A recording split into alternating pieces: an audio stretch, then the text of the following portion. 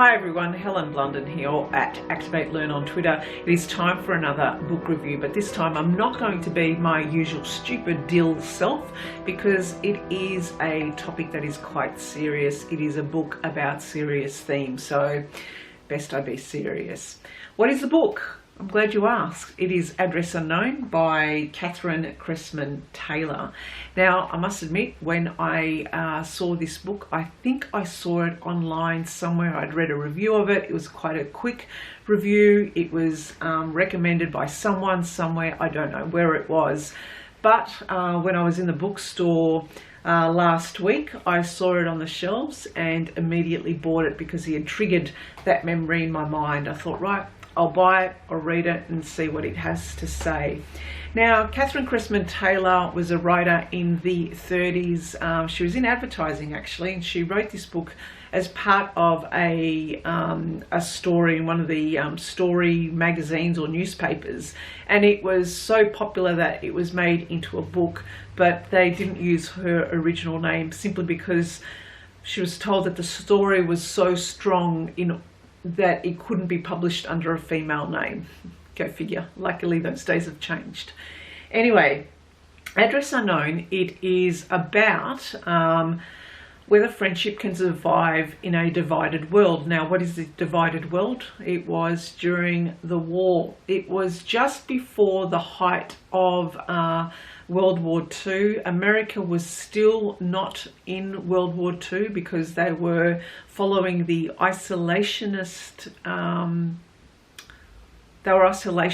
meaning they did not want to get involved in other countries or partner with other countries because they didn't want to be sucked into war with them or against them. So as a result, America was kind of not aware of what was happening around the world, especially in Europe, especially in Germany, with the rise of Adolf Hitler. Now, the story is about two people, Martin Schulz, who is a German, and his business partner, Max, who is an American Jew. They're based in San Francisco.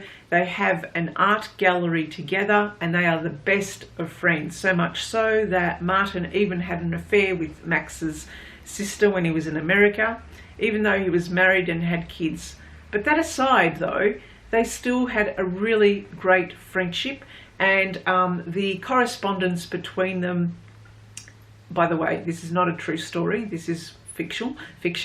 The correspondence between them is amiable, it's personable, it's friendly, there's a bit of banter back and forth, just like any good friends reminiscing of the good times they had together.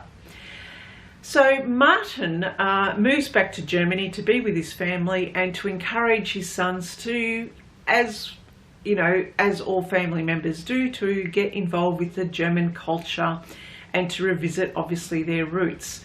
They move into a nice, lovely, big home, and Martin wants to get involved with the community, alarm bells at that time, and also play a more active role in the local community, local politics as well, alarm bells. As a result though, this doesn't change the friendship in any way. Time does pass and alarm bells start to ring when he starts to change his tune towards his American Jewish friend and starts to kind of berate him around his background, around his religion as well, because you can slowly see that he's being brainwashed into what he feels Germany is heading towards and should be heading towards. As a result though, Max is still concerned for his friend. He really doesn't understand what is happening in Germany. He hears stories about the pogroms and is getting quite fearful. His sister, on the other hand, travels to Berlin because she gets invited to act in a play, and despite the warnings her brother gives her from going to Berlin, she goes ahead, and we find out that something happens He loses correspondence with her for the last couple of months. He's concerned about her safety. And then he pleads to Martin to help her should she rock up at his place at any time and seek assistance from him.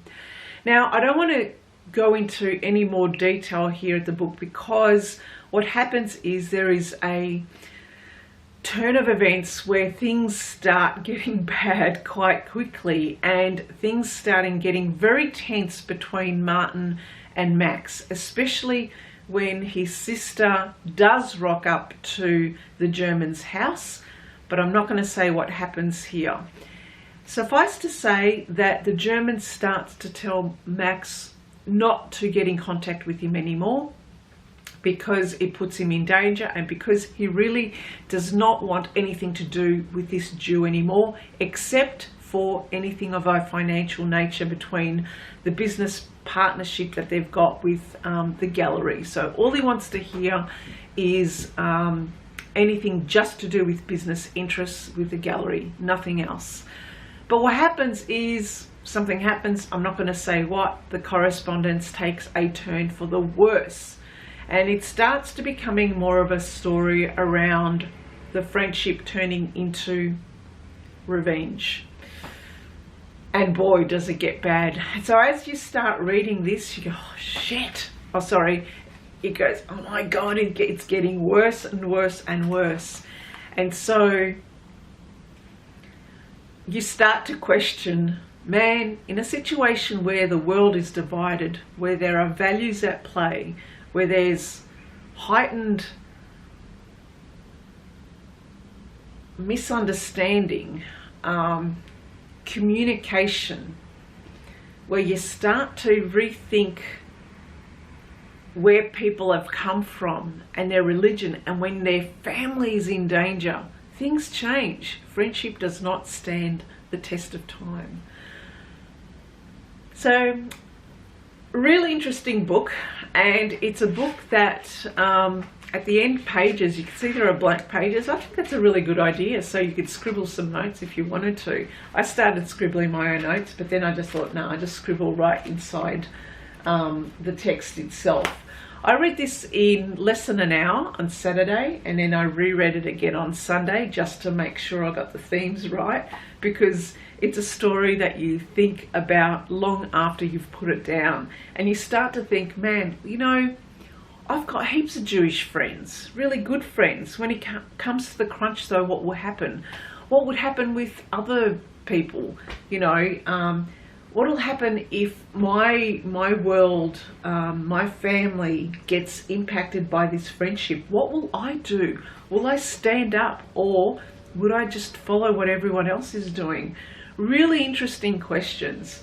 Now, the book itself, if you're interested, it's available. It's like, it was banned by the Nazis in the 30s, but it's been published in all sorts of different languages. Really popular book, so you'll be able to pick this up quite easily.